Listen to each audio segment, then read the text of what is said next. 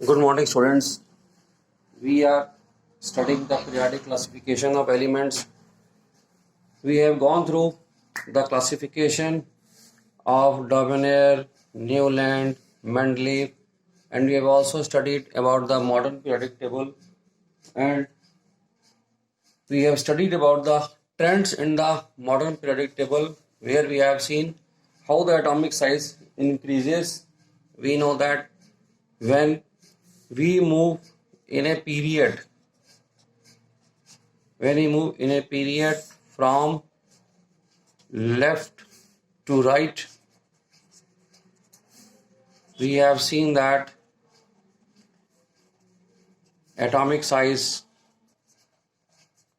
decreases. Okay, and in a group, when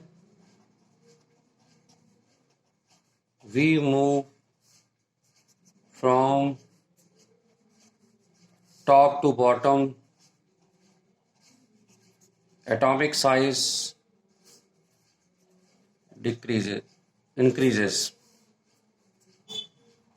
Atomic size increases, and we have seen because number of shells इसमें increase करते हैं, इसलिए atomic size increase हो जाता है. यहाँ पे न्यूक्लियर फोर्सेस इंक्रीज हो जाते हैं, इसलिए न्यूक्लियर चार्ज इंक्रीज होता है न्यूक्लियस में लेफ्ट टू राइट में, तो इसलिए फोर्स ऑफ अट्रैक्शन ज़्यादा लगता है और साइज डिक्रीज कर जाता है. तो ये थी बात हमारी. हम जब बात कर रहे थे एटॉमिक साइज के किस तरह से इफेक्ट करता है, then we have seen about the metallic and non metallic. हमने करेक्टर देखा, तो किसी भी पीरियड में हमने देखा था कि जो एक्सट्रीम लेफ्ट का जो एलिमेंट है और ये है एक्सट्रीम राइट, तो ये हाईली मेटेलिक है और ये नॉन मेटेलिक है. जो एक्सट्रीम राइट है वो हमारी नॉन मेटेलिक कैरेक्टर है उन एलिमेंट्स का, और जो एक्सट्रीम लेफ्ट पीरियोडिक टेबल में है वो मेटेलिक कैरेक्टर शो करते हैं. इसका मतलब ये है कि लेफ्ट टू राइट जाने में मेटेलिक कैरेक्टर हमारा डिक्रीज कर रहा है और नॉन मेटेलिक कैरेक्टर हमारा इंक्रीज कर रहा है. दोनों वाइस वर्सा एग्जिस्ट करते हैं इस तरह से. और हम जब बात करते हैं ग्रुप में, तो ग्रुप में हम जब टॉप टू बॉटम जाते हैं, टॉप टू बॉटम, तो मेटेलिक कैरेक्टर हमारा जो है वो इंक्रीज करता है.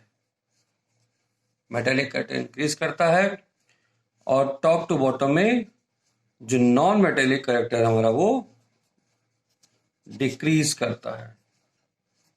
ये डिक्रीज करता है.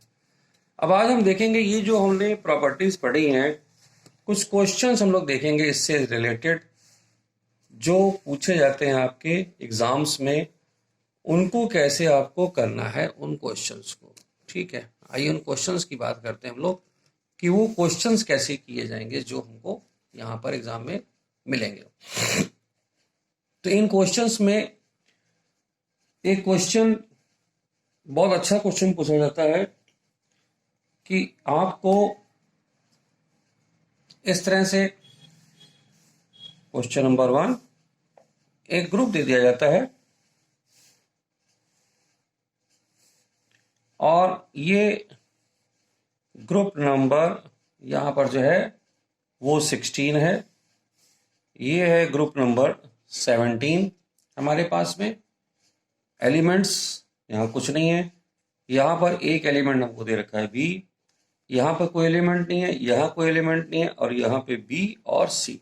इस तरह से हमको ये 3 एलिमेंट हैं जिनकी position 3 elements A, B, C are shown in periodic table. हमें इस तरह से एक टेबल बना के एग्जाम में मिल जाती है. क्वेश्चन इसमें पहला क्वेश्चन है state whether A is a metal और नॉन मेटल, हमको बताना है state whether A is a metal और नॉन मेटल। अब हम जानते हैं कि जो हमारा 17 ग्रुप है ये एक्सट्रीम राइट साइड में है हमारे पास में, ठीक है। ग्रुप नंबर 17 एलिमेंट्स जो है आर नॉन मेटल्स। अभी मैंने आपको बताया कि एक्सट्रीम राइट जो है हमारी वो नॉन मेटल्स की है, सो ए हमारा क्या है, ये नॉन मेटल है। फिर सेकंड क्वेश्चन इसमें पूछा जाता है कि बताइए whether C is more reactive और less reactive than A. Whether C is more reactive than A. क्या सी ए से ज्यादा रिएक्टिव है? तो हम ये जानते हैं कि जब हम लोग टॉप टू बॉटम हम जब जाते हैं तो हमारा जो नॉन मेटेलिक करेक्टर है वो डिक्रीज करता है, ठीक है। तो इसका मतलब ये हो जाएगा कि जो सी हो जाएगा वो लेस रिएक्टिव हो जाएगा देन ए। तो यहां हम आंसर लिखेंगे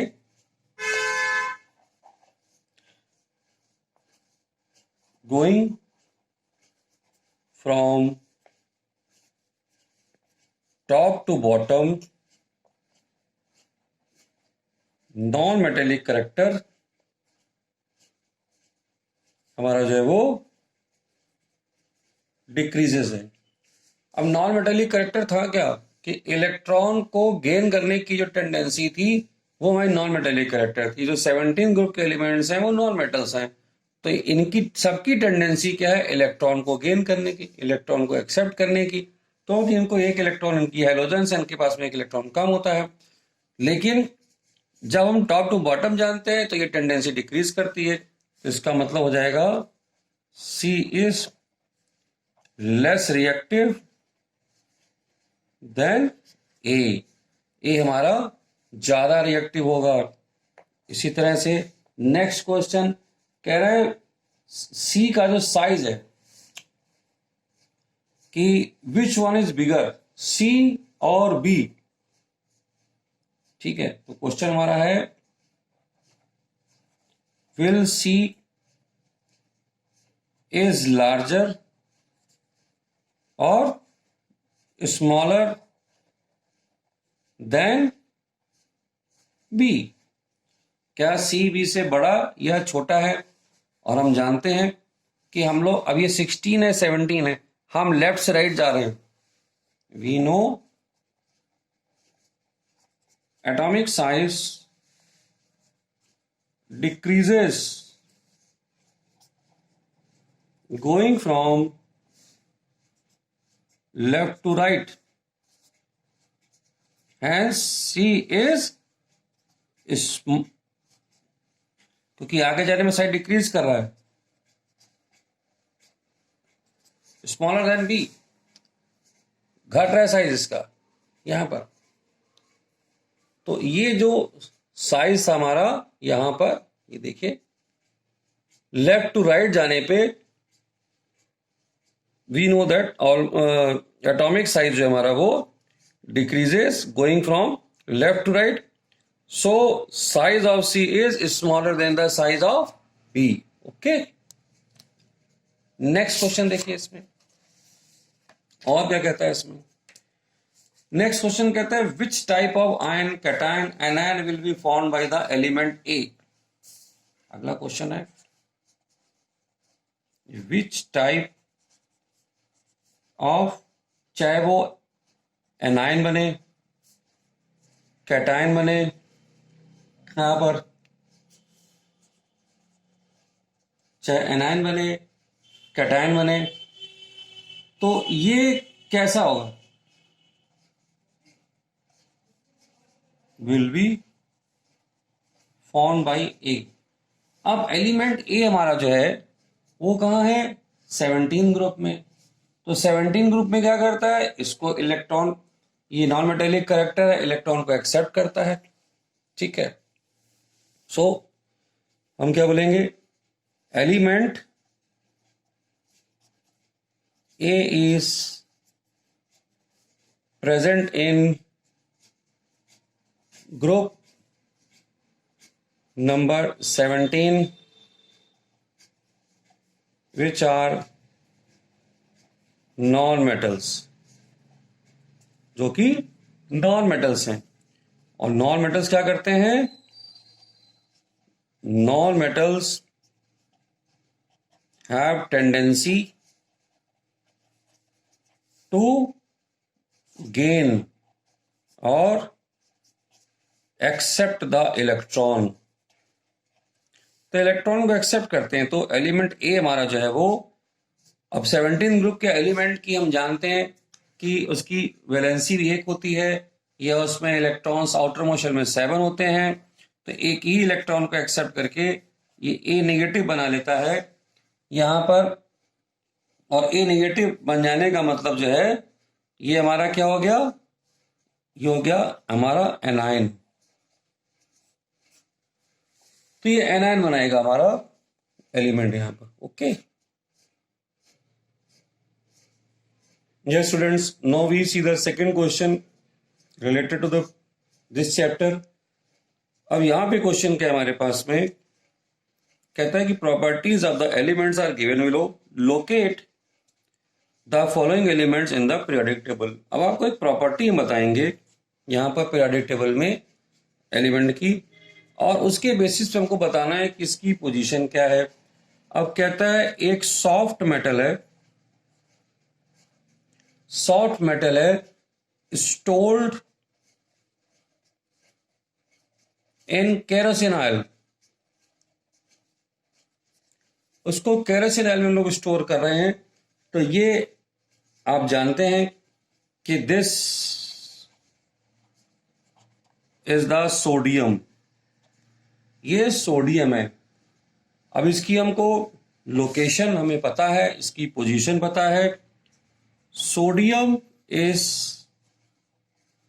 present in group number 1 and third period. ये ग्रुप नंबर 1 में है और थर्ड पीरियड में है।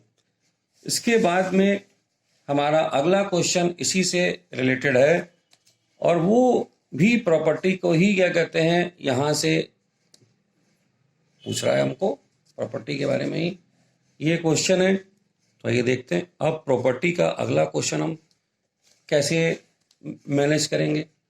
ठीक है, जस्ट होल्ड ऑन। चलिए नेक्स्ट क्वेश्चन देखते हैं। नेक्स्ट क्वेश्चन कहता है an element with the variable valency, जिसमें सेकंड क्वेश्चन है an element with the variable valency, valency है और stored under water, stored under water. तो इसको हम लोग जो है वाटर में स्टोर कर रहे हैं। ऐसा एलिमेंट हमारे पास में वो है phosphorus. This element is phosphorus. अब हमको ये एलिमेंट पता होने चाहिए कि इन एलिमेंट्स की प्रॉपर्टीज क्या है। इन एलिमेंट्स के प्रॉपर्टी, अब हमको इसका जो नाम पता चल गया, ये एलिमेंट पता चल गया। अब हम बताएंगे इसकी position, position of phosphorus. Group number जो फास्फोरस का है वो 15 है, और जो पीरियड है इसका वो है थर्ड। अब इसी में नेक्स्ट क्वेश्चन देखिए, element which is tetravalent, element which is tetravalent and it is the basis of the whole organic chemistry. It is basis of whole organic chemistry.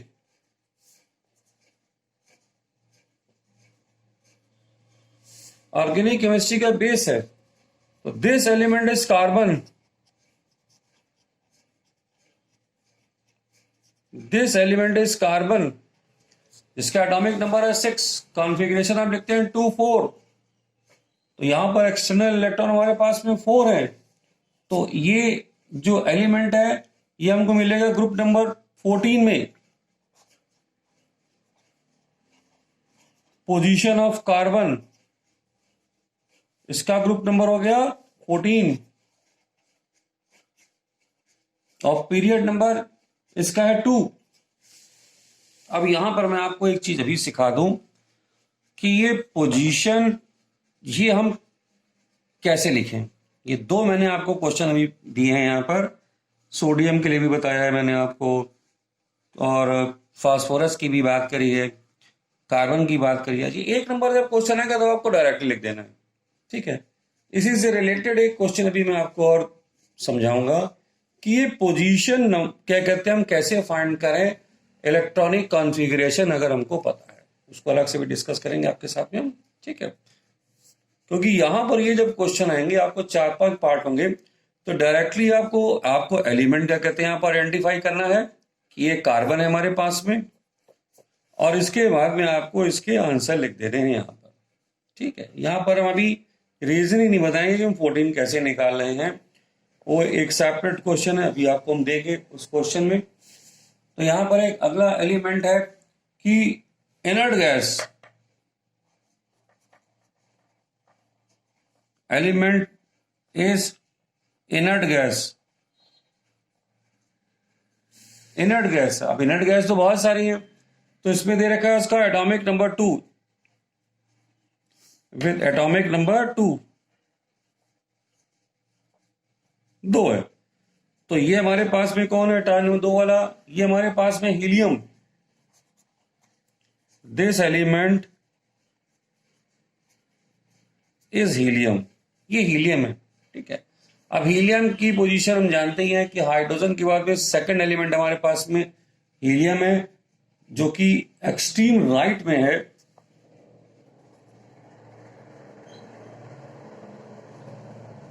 जो पोजीशन ऑफ हीलियम है उसका group number है 18 और इसका जो period है वो कौन सा है, ये फर्स्ट पीरियड में. तो ये हो गए हमारे पास में इससे रिलेटेड क्वेश्चंस. तो और भी प्रॉपर्टीज ऐसे आपको दी जा सकती है, उसके क्वेश्चन बनाए जा सकते हैं. ठीक है.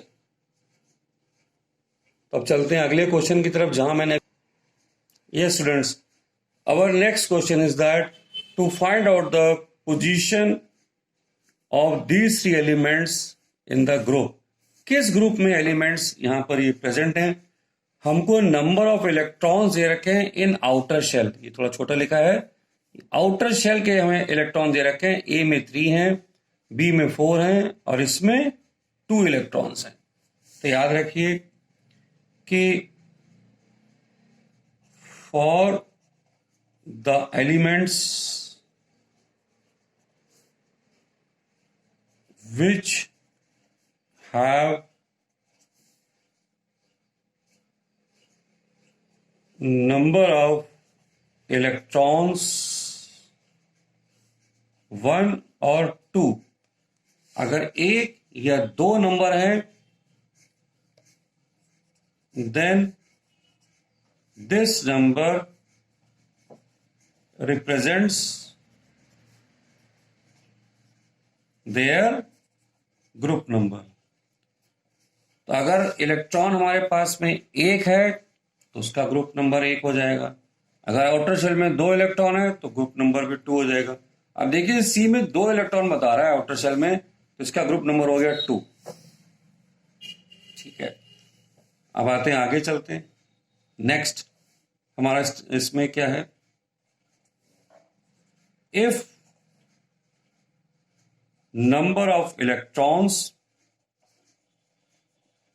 in outermost shell is 3 or more than 3. अब 3 है या 3 से ज्यादा है, तब क्या करेंगे? Then we add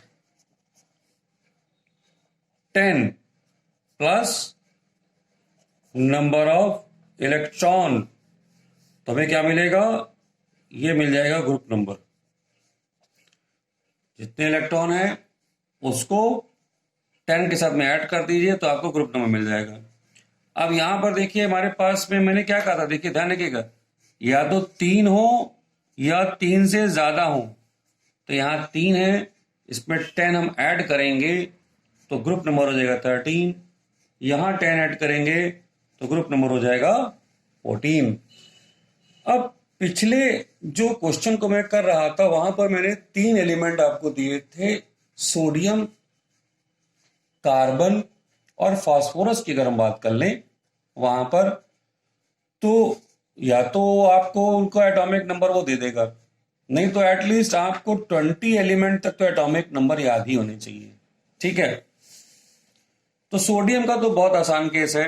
अगर हम सोडियम को देखना चाहते हैं तो सोडियम का एटॉमिक नंबर है 11 और कॉन्फ़िगरेशन है 281. ठीक है, अब अगर हम कार्बन की देखें तो इसका एटॉमिक नंबर 6 है, तो ये देता है 2 और 4. अब यहां इन दोनों को ही कंपेयर कर लेते हैं. चलिए यहां पर देखिए, जब भी पोजीशन हमको बतानी होती है तो जो नंबर ऑफ पीरियड है ये कहां से आता है? Number of shells. Number of shells हमारे कितने इन्वॉल्व हो रहे हैं इलेक्ट्रॉनिक कॉन्फ़िगरेशन में. अब सोडियम में 3 शेल इन्वॉल्व हो रहे हैं, तो इसके लिए अगर मैं यहां पर पीरियड लिखना चाहता हूं, चलिए यहीं लिख देते हैं हम लोग. अगर मैं पीरियड लिखना चाहता हूं यहां पर, ये मान लीजिए हम बात कर रहे हैं पीरियड की और मैं यहां बात करने जा रहा हूं ग्रुप की. अब आप इसको समझ चुके हैं, मैं डायरेक्ट आंसर यहां पे मेंशन कर दे रहा हूं. तो पीरियड यहां पर देखिए होगी 3 शेल इन्वॉल्व हो रहे हैं, तो इसका पीरियड नंबर हो गया 3. मैंने क्या कहा, नंबर ऑफ पीरियड कैसे पता करते हैं? नंबर ऑफ शेल से. तो यहां कितने शेल यूज हो रहे हैं? 3. तो सोडियम किस पीरियड में पहुंच गया? 3rd पीरियड में पहुंच गया. कार्बन के कितने पीरियड यूज हो रहे हैं, कितने शेल्स यूज हो रहे हैं? 2 शेल यूज हो रहे हैं टोटल 6 इलेक्ट्रॉन्स के डिस्ट्रीब्यूशन के लिए, तो इसका पीरियड हो गया 2. फिर अभी मैंने आपको ग्रुप नंबर के बारे में ऊपर सिखाया है कि अगर 1 या 2 इलेक्ट्रॉन हमारे पास में आउटर शेल में है तो ग्रुप नंबर इसका हो जाएगा 1. और अगर हमारे पास में 2 से ज्यादा इलेक्ट्रॉन है, यहां पर 4 है जैसे, तो इसका ग्रुप नंबर हो जाएगा 14. इस चीज को बहुत अच्छे से समझ लीजिए, ये एक बहुत ही इंपॉर्टेंट क्वेश्चन का बेस है.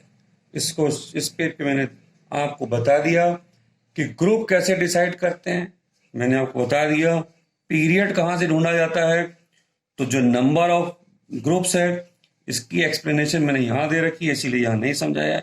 डायरेक्ट इसको देखकर यहां पर आंसर मैंने सोडियम और मैग्नीशियम के लिए मैंने आपको दे दिया है. ये बहुत इंपॉर्टेंट क्वेश्चन है. अब एटॉमिक नंबर बदल सकता है, एलिमेंट बदल सकता है, तो आप लोग एटलीस्ट 20 नंबर तक एटॉमिक नंबर तो लर्न कर ही लीजिए. एटॉमिक नंबर अगर आपने लर्न कर लिया तो फिर आप कॉन्फ़िगरेशन लिख सकते हैं, और जब आपने कॉन्फ़िगरेशन लिख लिया तो कॉन्फ़िगरेशन लिखने के बाद में आप इलेक्ट्रॉनिक कॉन्फ़िगरेशन के बेसिस पे पीरियड और ग्रुप को भी लिख सकते हैं.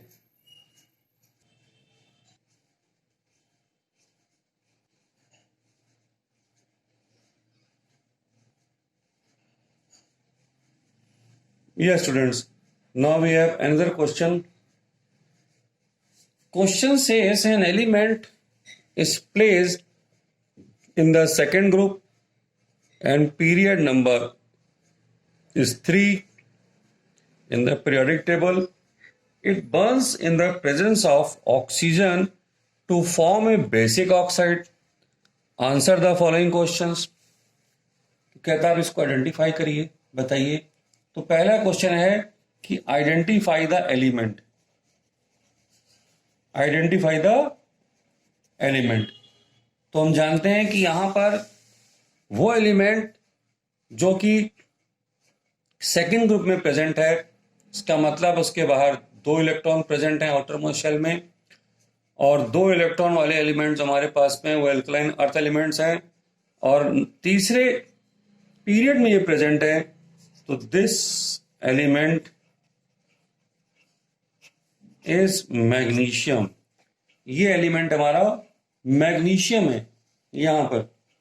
अगला क्वेश्चन इसी में पूछता है, right the electronic configuration.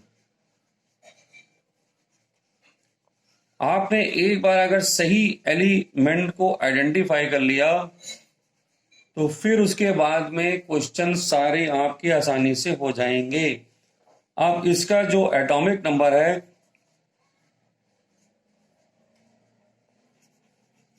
Magnesium का कितना है, 12.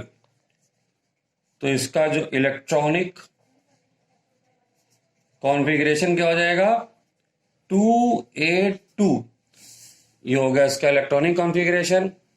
अब इसके बाद में नेक्स्ट क्वेश्चन ये है कि right the balance equation when it Burns in the presence of air. अगला क्वेश्चन है, right the balanced equation when it burns in air. जब एयर में बर्न कर रहा है तो इसकी इक्वेशन लिखनी है हमको.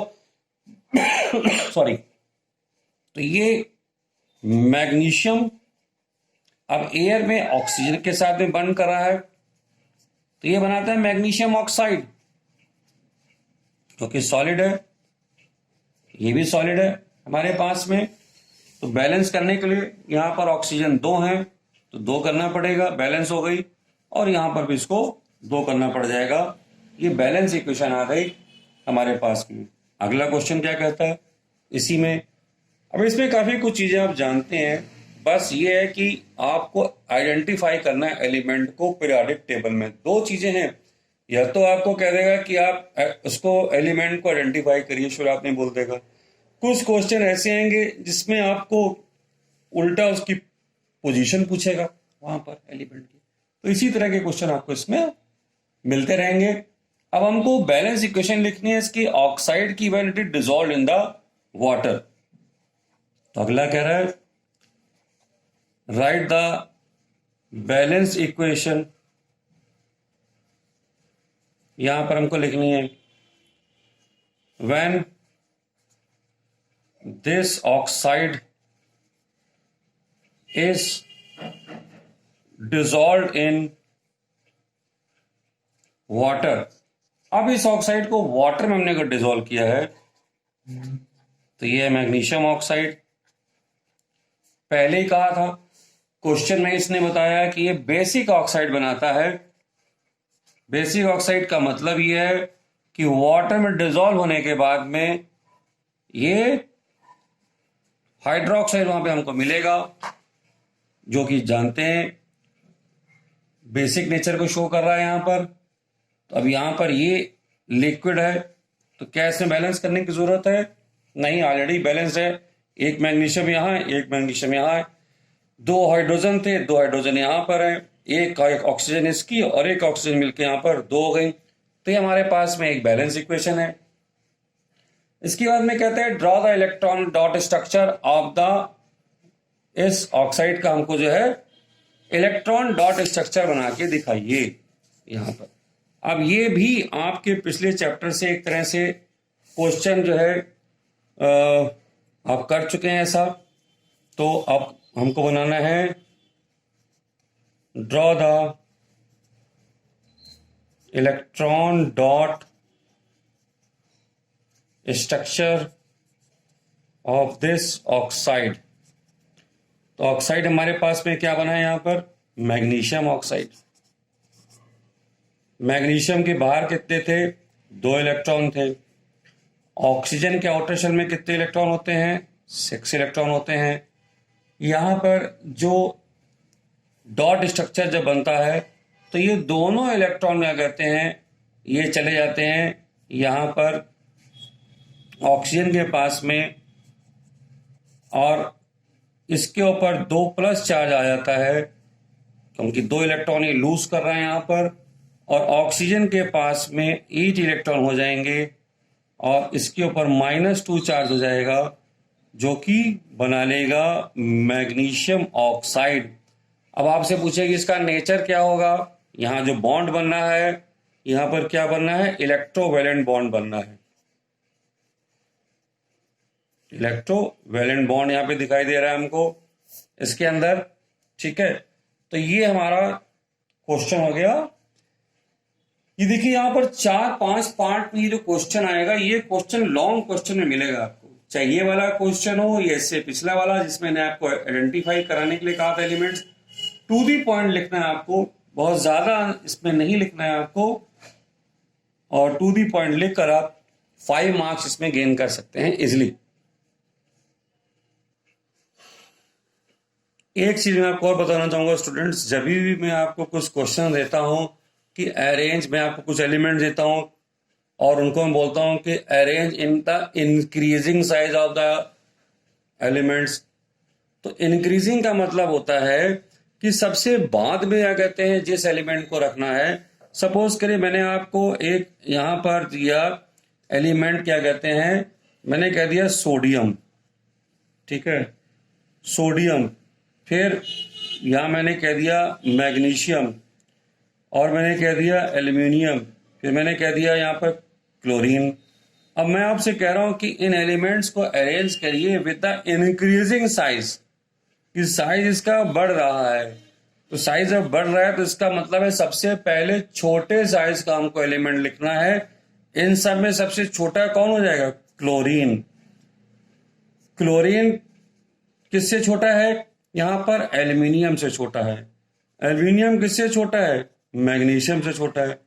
मैग्नीशियम किससे छोटा है, सोडियम से छोटा है यहाँ पर। तो जब एटॉमिक साइज की मैं बात करता हूं आपसे कि ये एलिमेंट आप यहाँ पर अरेंज करके दीजिए मुझे, तो आपको ये ध्यान रखना है यहाँ पर कि सबसे बड़े साइज का एलिमेंट मुझे राइट साइड में लिखना है। मेरा क्वेश्चन क्या था कि अरेंज